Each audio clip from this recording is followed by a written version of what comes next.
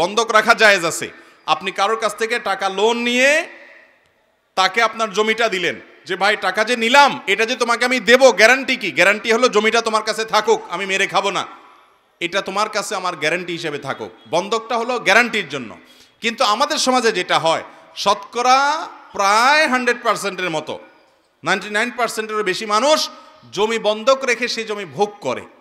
এটা সুস্পষ্টভাবে নাজায়েজ কাজ। অনেক উলামা একরাম এটাকে একটা হারাম বলেছেন, অনেকে মাকরুহ তাহরিমি বলেছেন, কিন্তু এটা নাজায়েজ এবং গুনাহের বিষয়, এ ব্যাপারে কারো কোনো সন্দেহ নাই। কারণ কুল্লু কারদিন জাররা নাফআন ফাহুয়া রিবা, যেই লোনের বিনিময়ে কোনো বেনিফিট নেন আপনি, সেটা সুদ হিসাবে গণ্য হয়, রিবা হিসাবে গণ্য হয়। এই জন্য অনেক উলামা একরাম এটাকে রিবা বলেছেন, সুদ বলেছেন। অর্থাৎ আমার জমিটা আপনাকে দিলাম, আপনি আমাকে 5 লাখ 10 লাখ টাকা দিলেন, আমার বিপদ হয়েছে, সেজন্য সেই টাকাটার আমি কাজ সারলাম। যতদিন আপনার টাকা আমি শোধ না করব, বিনিময়ে যিনি টাকা দিয়েছেন তিনি ওই বেচারা যিনি লোন নিয়েছেন তার জমি ভোগ করবেন। তাহলে আপনি লোন দিয়েছেন, বিনিময়ে যে উপকার ভোগ করছেন, ফায়দা হাসিল করছেন, এটা গুনাহ হবে। এখন কথা হলো, আপনি বলবেন হুজুর তাহলে কে দিবে? কারোর কি মাথা খারাপ আছে? এভাবে কেউ কাউকে দেয়? টাকা দিয়ে দিব 5 লাখ, জমিটা আমার কাছে থাকবে শুধু আমানত হিসাবে, কিন্তু তার জমি সেই ভোগ করবে, এটা কি কেউ দেয় নাকি? হাওলাত দিলাম, আবার কোনো লাভ হবে না আমার টাকাটা, তাহলে লাভটা কি? মনে রাখবেন, কর্জে হাসানা, মানুষকে হাওলাত দেওয়া, এটা এত বড় ইবাদত, এত বড় সওয়াব, কোন ক্ষেত্রে মানুষকে দান করার চাইতেও বেশি সওয়াব হয় কর্জে হাসানা। কিন্তু আমাদের সমাজে আজকাল কর্জে হাসানা আছে, লোন দেওয়ার সিস্টেম আছে। এই না থাকার একটা কারণ হলো, যারা লোন নেয় তারা একবার নিতে পারলে আর ওই লোকের চেহারাটাও সে দেখতে রাজি। দোকান থেকে বাকি খাওয়ার পর অন্য দোকান থেকে ঘুরে ঘুরে নগদ খায়, ওই দোকানের সামনে দিয়ে আর হাঁটে না।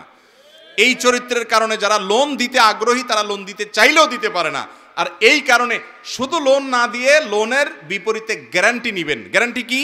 আপনি কাউকে 10,000 টাকা লোন দিচ্ছেন, তার মোবাইলটা গ্যারান্টি দেন, মোবাইলটা বন্ধ করে ডেস্কে আপনি ফেলে রাখেন, আপনার ড্রয়ারে ফেলে রাখেন, টাকা দিবা মোবাইল নিয়ে যাবা, কাহিনী শেষ। তাহলে সে ঘড়িমসি করতে পারবে না, টাকা দিচ্ছে না। এলাকার ময়মুরব্বী, চেয়ারম্যান মেম্বারকে ডেকে, আলেম ওলামাকে ডেকে বলবেন মোবাইলটা নিলামে উঠায় বিক্রি করেন, আমার টাকা আদায় করে দেন, কাহিনী শেষ। তাহলে সেক্ষেত্রে আপনার লোনও দিলেন, লোনটা আদায়ও হলো, কোনো ভয় থাকলো না। ইসলামের সব সমস্যার, সকল সংকটের সমাধান আছে, শুধু আমরা আমল করি না। অতএব লোন দেওয়ার অভ্যাস গড়ে তুলবো তো ইনশাআল্লাহ। মনে রাখবেন, শুধুমাত্র স্বার্থের চিন্তা করলেই হবে না, যে আমার লাভ কি আসলো। লাভ হলো আল্লাহর কাছে আপনি সওয়াব পাবেন, বিনিময় পাবেন। বিদায় খোলাসা কথা হলো, জমি বন্ধক রেখে সেটা ভোগ, যিনি টাকা দিয়ে জমি রেখেছেন তিনি ওইটা জমিটা ভোগ করতে পারবেন না। জমি থাকবে তার কাছে গ্যারান্টি হিসাবে, যার জমি ভোগ তিনি করবেন। শুধু তিনি টাকা না দিলে এই জমি যাতে করে বিক্রি করার উদ্যোগ নেওয়া যায়, মূল দলিল দিয়া এলাকাবাসীকে নিয়ে, সেই ব্যবস্থা তিনি গ্রহণ করবেন। তবে এখানে বিপরীত রাস্তা, বিকল্প একটা রাস্তা আছে। সেটা হলো, যদি দেখেন আপনি বিপদগ্রস্ত, আপনার 5 লাখ টাকা দরকার, কিন্তু জমি আপনাকে কেউ, এই টাকা আপনাকে কেউ দিবে না জমি ভোগ করা ছাড়া, যদি এরকম হয়, তাহলে আপনি এই চুক্তিটাকে একটু ঘুরায় নেন, চেঞ্জ করে নেন, ফরম্যাটটাকে চেঞ্জ করলে জায়েজ হবে। কিভাবে সেটা আমি বলি। যারা কট নেন, ফরম্যাটটা হবে এরকম, ধরুন কথার কথা, ওনার জমি আমার টাকা, আমি ওনাকে 5 লাখ টাকা দিলাম, উনি আমাকে জমি দিল।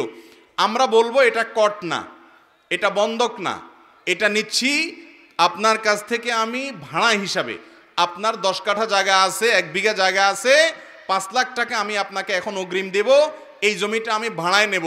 প্রতি মাসে এই 1 বিঘা জায়গার ভাড়া আমি 100 টাকা দেব। দুই পক্ষ রাজি হয়ে 2 টাকাও ধরতে পারে, এটা তাদের ব্যাপার। 100 টাকা, 200 টাকা বা 50 টাকা ভাড়া থাকলো প্রতি মাসে, বছরে 1200 টাকা ভাড়া থাকলো। 5 লাখ টাকা যে দিলাম এটা হলো ভাড়ার অগ্রিম, তাহলে এটা হলো জমি ইজারা। ইজারা মানে ভাড়া দেওয়া। ভাড়া দিয়ে টাকা নেওয়া জায়েজ আছে, যে আমি আপনাকে ভাড়া দিলাম, এবার আমার জমি আপনি চাষ করে খান বা যা মনে চায় করেন, জমি ভাড়া দিয়ে দিছি। ভাড়া দিলে যিনি ভাড়া নিচ্ছে তিনি যা ইচ্ছে তা করতে পারবে।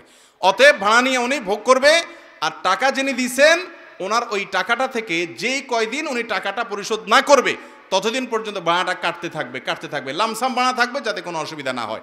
5 বছর পরে উনি পরিশোধ করছেন, তাহলে মাসে 100 টাকা করে ধরলে বছরে 1200 হয়, 5 বছরে 5 12 60 হয়। ওই 5 লাখ থেকে 6,000 টাকা বাদ যায়, বাকি টাকা পরিশোধ উনি করে দিবে। তাহলে উভয়ের জন্য হালাল হবে। সিস্টেমটা বুঝতে পারছেন? যদি ভাড়া হিসাবে নেওয়া দেওয়া করেন তাহলে জায়েজ হবে, কিন্তু বন্ধক হিসাবে জায়েজ হবে না ভোগ করাটা।